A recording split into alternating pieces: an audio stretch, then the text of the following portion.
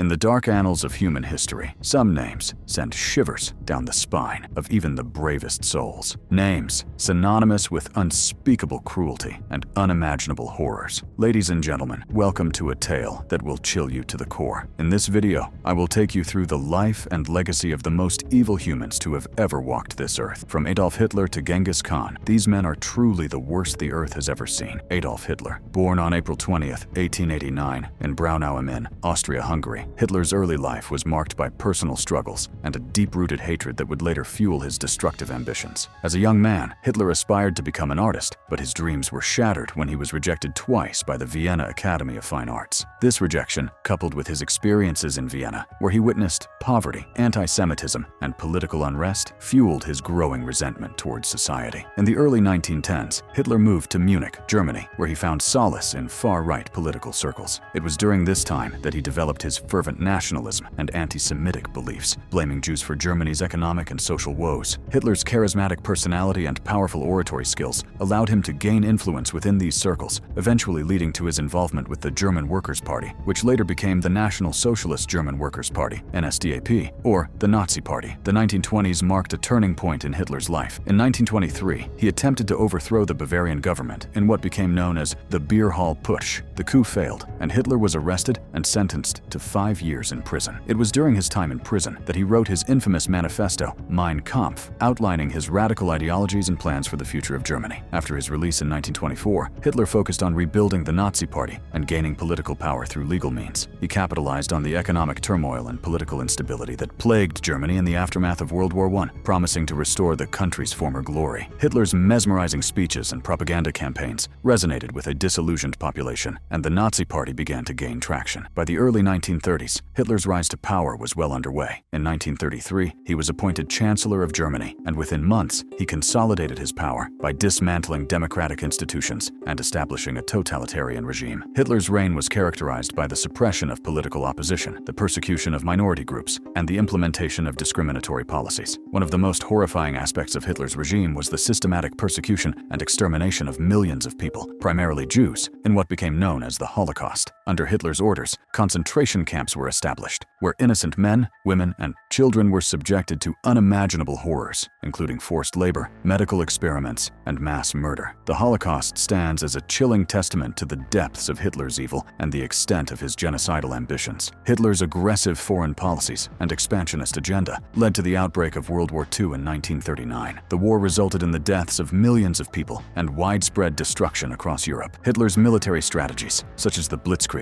shocked the world with their efficiency and brutality. Despite initial successes, Hitler's megalomaniacal ambitions ultimately led to his downfall. As the tide of the war turned against Germany, Hitler's mental and physical health deteriorated. On April 30th, 1945, as Allied forces closed in on Berlin, Hitler committed suicide in his bunker, leaving behind a legacy of unparalleled evil and devastation. Joseph Stalin. In the dark annals of history, there are few figures as notorious and malevolent as Joseph Stalin. Known as one of the most evil humans to have ever walked the earth, Stalin's reign of terror and brutality left an indelible mark on the world. From his rise to power in the early 20th century to his ruthless grip on the Soviet Union, Stalin's actions were characterized by a complete disregard for human life and an insatiable thirst for power. Under his rule, millions perished in forced labor camps known as the gulags, while countless others were subjected to unimaginable suffering and oppression. One of the most chilling aspects of Joseph Stalin's reign was his implementation of the Great Purge, a period of intense political repression and mass executions that took place in the Soviet Union during the late 1930s. During this time, Stalin launched a campaign to eliminate any perceived threats to his power, targeting not only political opponents, but also innocent civilians. The purges were characterized by show trials, where individuals were falsely accused of crimes against the state and subjected to mock trials that inevitably ended in their execution or imprisonment. Stalin's secret police, the NKVD, played a central role in carrying out these atrocities. They would arrest individuals based on flimsy evidence or mere suspicion, subjecting them to brutal interrogations and extracting false confessions through torture. Once convicted, the victims would be sent to labor camps or executed, often in secret and without any semblance of due process. The scale of the Great Purge was staggering. It is estimated that millions of people were affected, with prominent figures such as military officers, intellectuals, and even high-ranking members of the Communist Party falling victim to Stalin's paranoia. Families were torn apart, with children witnessing the arrest and disappearance of their parents, and entire communities living in constant fear of being targeted. The psychological impact of the purges was immense. People lived in a state of constant anxiety, never knowing who they could trust or when they might be next. Neighbors turned against each other, denouncing one another in the hopes of saving themselves. The fear and suspicion permeated every aspect of society, creating a climate of terror that allowed Stalin to maintain his grip on power. The consequences of the Great Purge were devastating. Countless lives were lost, and the Soviet Union was left in a state of fear and disarray. The purges decimated the ranks of the military, weakening the country's defense capabilities. Intellectual and artistic communities were silenced, stifling creativity and innovation. The purges also had a chilling effect on dissent, effectively silencing any opposition to Stalin's rule. The Great Purge stands as a stark reminder of the depths of Stalin's evil. It was a calculated and systematic campaign to eliminate anyone who posed a threat to his power, regardless of guilt or innocence. The sheer scale of the purges and the ruthlessness with which they were carried out demonstrate the lengths to which Stalin was willing to go to maintain control. Pol Pot. Born on May 19, 1925, in the small village of Prek Spav, Cambodia, Saloth Sar, as he was then known, seemed like an ordinary child. Little did the world know that within this seemingly unremarkable boy lay the seeds of a malevolence that would later consume an entire nation. Growing up in a middle-class family, Saloth Sar was educated in the capital city of Phnom Penh. It was during his time at the prestigious Lycée Sisovat that he began to develop a fervent interest in politics and ideology. Influenced by the rise of communism in neighboring countries, particularly Vietnam and China, Sar became captivated by the radical ideologies that promised a utopian society free from oppression and inequality. In the late 1940s, Sar left Cambodia to study in France, where he was exposed to a vibrant intellectual scene that further fueled his revolutionary aspirations. It was during this time that he encountered the works of Karl Marx, Friedrich Engels, and Vladimir Lenin, whose ideas would shape his twisted worldview. Returning to Cambodia in the early 1950s, Sar joined the underground Communist Party of Kampuchea, which would later be known as the Khmer Rouge. The CPK aimed to overthrow the corrupt government and establish a communist regime in Cambodia. Sar, now adopting the name Pol Pot, quickly rose through the ranks of the party, displaying a ruthless determination and an unwavering commitment to his cause. In 1963, Pol Pot and his comrades were forced into hiding as the government cracked down on communist activities. This period of exile would prove to be a turning point in Pol Pot's life. Cut off from the outside world, he and his followers retreated to the remote jungles of northeastern Cambodia, where they began to meticulously plan their revolution. Living in harsh conditions, Pol Pot and his fellow revolutionaries endured unimaginable hardships. But it was in this crucible of suffering that their resolve grew stronger. They believed that only through a complete dismantling of society and a return to agrarian communism could they achieve their vision of a classless society. In 1970, the political landscape of Cambodia shifted dramatically when a US-backed coup ousted Prince Norodom Sihanouk from power. This event provided the perfect opportunity for Pol Pot and the Khmer Rouge to seize control. Exploiting the chaos and discontent that followed, they launched a full-scale revolution, rallying the impoverished peasants and disenchanted youth to their cause. By 1975, Pol Pot's forces had successfully overthrown the government and established the Democratic Kampuchea. Under his brutal regime, the country was renamed and transformed into an agrarian communist state. But what followed was far from the utopia Pol Pot had promised. Pol Pot's first order of business was to implement his radical ideology with ruthless efficiency. He believed that in order to achieve a classless society, Cambodia had to be purged of all remnants of the past. Intellectuals, professionals, and anyone deemed a threat to the regime were systematically targeted and eliminated. In what would become known as the Year Zero, Pol Pot embarked on a campaign of forced collectivization and social engineering. Cities were emptied as the urban population was forcibly relocated to the countryside. Families were torn apart and individuals were stripped of their identities. Money, religion, and private property were abolished, and a strict regime of labor and indoctrination was imposed. The Khmer Rouge's vision of an agrarian society quickly turned into a nightmare. The people were subjected to grueling labor in the fields, with little food or rest. Starvation became rampant, and diseases spread like wildfire. Those who dared to resist or show any signs of dissent were brutally tortured and executed. One of the most infamous atrocities committed under Pol Pot's regime was the creation of the killing fields. These were sites where countless innocent lives were extinguished in the most horrific manner imaginable. Men, women, and children were rounded up, tortured, and executed, their bodies discarded in mass graves. The killing fields served as a chilling reminder of the depths of human depravity. Estimates vary, but it is believed that between 1.7 to 2.2 million people, approximately a quarter of Cambodia's population, perished under Pol Pot's regime. The scale of the atrocities is almost incomprehensible. Families were torn apart, lives were shattered, and an entire generation was lost. The international community remained largely unaware of the horrors unfolding in Cambodia. Pol Pot's isolationist policies and the country's closed borders shielded the regime from scrutiny. It wasn't until the late 1970s, when refugees began to escape and share their stories, that the world started to grasp the magnitude of the atrocities. In 1979, the Vietnamese army invaded Cambodia, overthrowing the Khmer Rouge regime. Pol Pot and his followers were forced to retreat to the jungles, where they continued to wage a guerrilla war against the new government. Despite losing power, Pol Pot's legacy of terror continued to haunt the nation. It wasn't until 1997 that Pol Pot's reign of terror finally came to an end. Facing internal divisions and pressure from the international community, Pol Pot was arrested by his own comrades and placed under house arrest. However, justice would never be served. In April 1998, Pol Pot died under mysterious circumstances, taking with him the secrets of his crimes. Saddam Hussein. Born on April 28, 1937, in the village of Al-Auja, Iraq, Saddam Hussein would rise to become one of the most feared dictators the world has ever known. From his early days as a young revolutionary to his brutal reign as the president of Iraq, Hussein's lust for power knew no bounds. As a young boy, Hussein showed signs of intelligence and ambition. He was determined to rise above his circumstances and make a name for himself. Little did anyone know that this drive for success would eventually lead him down a path of darkness and destruction. In the 1960s, Hussein joined the Ba'ath Party, a political organization that sought to establish a socialist Arab state. It was during this time that he began to cultivate his reputation as a charismatic and ruthless leader. His ability to manipulate and outmaneuver his rivals quickly caught the attention of those in power. As Hussein's influence grew, so did his thirst for power.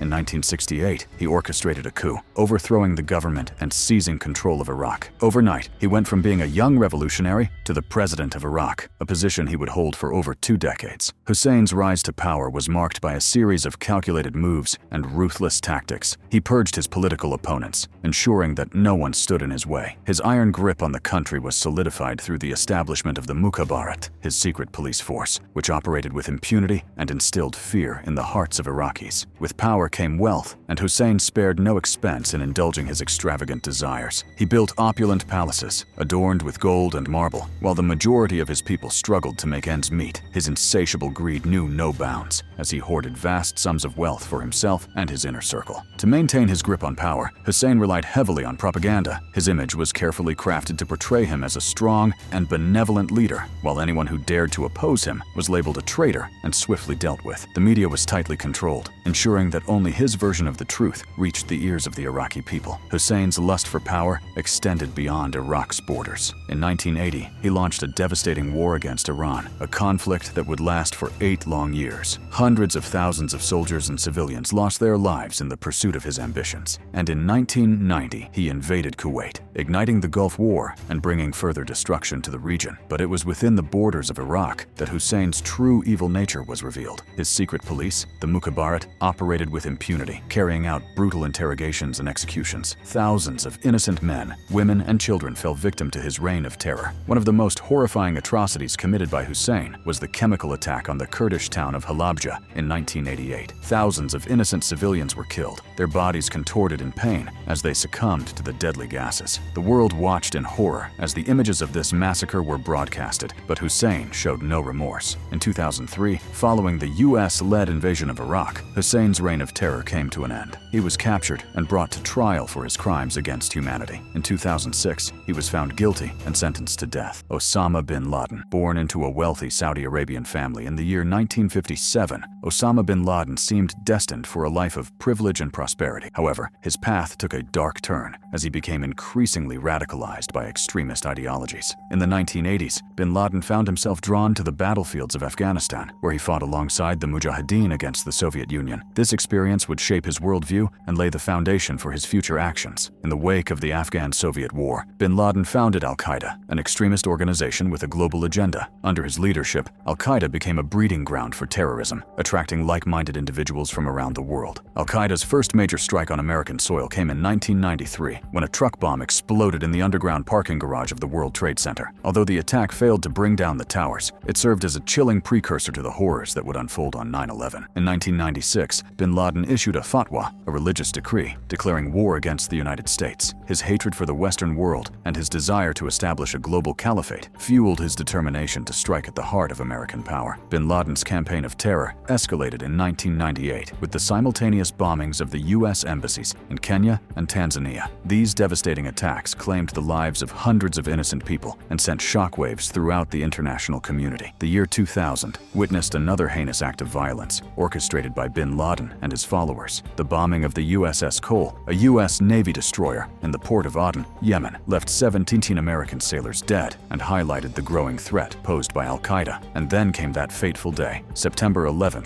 2001. 4 commercial airliners hijacked by Al-Qaeda operatives, 2 of them crashing into the twin towers of the World Trade Center, 1 into the Pentagon, and the 4th, United Airlines Flight 93, brought down by heroic passengers in a field in Pennsylvania. The death toll was staggering, with nearly 3,000 innocent lives lost in the blink of an eye. The world watched in horror as the smoke cleared and the true extent of the devastation became apparent. The attacks on 9/11 marked a turning point in history, forever altering the global landscape and igniting a new era of warfare against terrorism. In the aftermath of the 9/11 attacks, the world united in a quest for justice. The hunt for Osama bin Laden became the top priority for intelligence agencies and military forces across the globe. Bin Laden, however, proved to be a master of evasion, taking refuge in the rugged mountains of Tora Bora, Afghanistan. The treacherous terrain provided him with a safe haven, making it incredibly difficult for coalition forces to capture or eliminate him. In response to the 9/11 attacks, the United States launched a military campaign in Afghanistan, aiming to dismantle Al-Qaeda and remove the Taliban from power. The mission, codenamed Operation Enduring Freedom, sought to bring bin Laden to justice. The Battle of Tora Bora in late 2001 was a pivotal moment in the pursuit of bin Laden. U.S. forces, supported by Afghan allies, engaged in intense combat as they attempted to flush out the elusive terrorist leader from his mountain hideout. Despite their efforts, bin Laden managed to slip away, leaving behind a trail of frustration and disappointment. Over the years that followed, intelligence agencies tirelessly worked to gather information on bin Laden's whereabouts. They utilized a vast network of informants, intercepted communications, and analyzed satellite imagery in their relentless pursuit. It wasn't until May 2, 2011 that the breakthrough came. Acting on credible intelligence, a team of U.S. Navy SEALs conducted a daring raid on a compound in Abbottabad, Pakistan. This operation, codenamed Operation Neptune Spear, would prove to be the final chapter in the hunt for bin Laden. In the dead of night, the SEAL team descended upon the compound, engaging in a fierce firefight with bin Laden's guards. After a relentless search, they finally located the man they had been hunting for nearly a decade. Osama bin Laden was killed during the raid. His body was swiftly taken into custody by the U.S. forces, marking the end of a chapter stained with bloodshed and terror. In accordance with Islamic tradition, bin Laden's body was given a proper burial at sea, ensuring that his final resting place would remain unknown and prevent his grave from becoming a site of pilgrimage for extremists. Idi Amin. In the quiet village of Koboko, nestled in the heart of Uganda, a young boy named Idi Amin was born in the 1920s. Little did anyone know that this seemingly ordinary child would grow up to become the personification of evil itself. Idi Amin's childhood was marked by poverty and hardship. His father, a farmer, struggled to provide for the family, leaving young Idi to fend for himself. It was during these formative years that Amin developed a ruthless survival instinct, a trait that would later define his reign of terror. As a teenager, Amin joined the British colonial army, where he quickly rose through the ranks due to his imposing physique and natural leadership abilities. It was during his time in the army that Amin's character began to take a dark turn. He witnessed firsthand the brutal tactics employed by the colonial forces, and these experiences left an indelible mark on his psyche. After Uganda gained independence in the early 1960s, Amin saw an opportunity to seize power for himself. Exploiting the political instability of the newly formed nation, he orchestrated a coup d'etat, overthrowing the government and declaring himself the president of Uganda. Amin's rise to power was swift and brutal. He established a regime characterized by corruption, nepotism, and violence. Dissent was met with ruthless suppression, and Amin's secret police, known as the State Research Bureau, instilled fear in the hearts of the Ugandan people. But it was Amin's insatiable thirst for power that truly set him apart. He surrounded himself with a cult of personality, portraying himself as a larger-than-life figure, while ruthlessly eliminating anyone who posed a threat to his rule. Amin's reign was marked by a series of purges, with estimates suggesting that hundreds of thousands of people lost their lives under his regime. One of the most shocking aspects of Amin's rule was his penchant for sadistic acts of violence. He would often personally torture torture, and execute his enemies, reveling in their suffering. Tales of his brutality spread like wildfire, further cementing his reputation as the embodiment of evil. Amin's reign of terror extended beyond Uganda's borders. He pursued a policy of aggressive expansionism, invading neighboring Tanzania and attempting to annex parts of Kenya. These military campaigns resulted in widespread devastation and loss of life, further solidifying Amin's status as a pariah on the world stage. As Idi Amin solidified his grip on power, Uganda descended into a state of chaos and fear. Amin's reign of terror was characterized by unimaginable atrocities and human rights abuses that shocked the world. One of the most infamous events of Amin's regime was the expulsion of the Ugandan Asian community. In 1972, Amin issued a decree ordering the expulsion of all Asians from Uganda, giving them just 90 days to leave the country. This act of ethnic cleansing resulted in the forced displacement of approximately 80,000 people, leaving behind their homes, businesses, and livelihoods. The international community watched in horror as families were torn apart and lives were shattered. Amin's brutality extended to his own people as well. The State Research Bureau, Amin's secret police force, operated with impunity, carrying out extrajudicial killings, torture, and disappearances. The infamous killing squads were responsible for the deaths of countless Ugandans, with victims often targeted based on their ethnicity, political affiliations, or perceived threats to Amin's rule. The impact of Amin's actions on Uganda's economy was devastating. His policies of nationalization and mismanagement led to the collapse of industries and widespread poverty. The once thriving agricultural sector crumbled, leaving the country dependent on foreign aid and plunging its people into a cycle of poverty and despair. Internationally, Amin's actions drew widespread condemnation. The United Nations and various human rights organizations denounced his regime, labeling it as one of the most brutal and oppressive in history. Amin's disregard for human life and his audacious acts of violence earned him the reputation as the epitome of evil. In response to Amin's aggression and destabilizing actions, neighboring countries took action. In 1978, Tanzania launched a military offensive against Uganda, aiming to remove Amin from power. The ensuing conflict, known as the Uganda-Tanzania War, resulted in Amin's eventual ousting in 1979. His reign of terror had come to an end, but the scars he left behind would take years to heal. The fall of Amin's regime brought a glimmer of hope to Uganda, but the road to recovery was long and arduous. The country was left shattered, both physically and emotionally. The process of rebuilding institutions, healing wounds, and seeking justice for the victims of Amin's atrocities would take decades. To this day, the legacy of Idi Amin continues to haunt Uganda. The wounds inflicted by his regime are still fresh in the memories of those who survived. The international community too bears the burden of its failure to intervene and prevent the horrors that unfolded under Amin's rule. Genghis Khan,